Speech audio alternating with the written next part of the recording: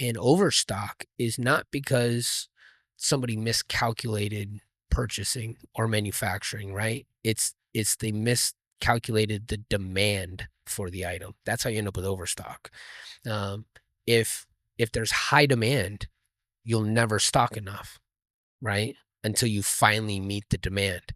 And then when you finally meet the demand, anything left's overstock. That's how supply and demand works with inventory. So overstock's a miscalculation of demand. You can still get the stuff sold. Problem is you got to drop the price. And so with overstocks, they discount it. You see a lot of big retailers, they'll take their overstock, they'll throw it on a semi truck and they'll sell it to a discount retailer, like TJ Maxx, Ross, all these clothing, outlets and stuff. That's all they do is buy overstocks and miscuts and everything else at huge discounts from these big manufacturers and retailers. And then they put them in their stores and it's cheaper, right? Their stuff's getting sold.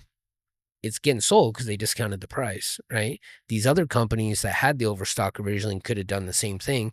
Technically, they did. They just discounted it a lot and got it all sold in one transaction to these guys, and these guys put a little markup on it. But it's all the same stuff. Everybody's doing the same thing. Everybody's just adjusting prices to get stuff sold.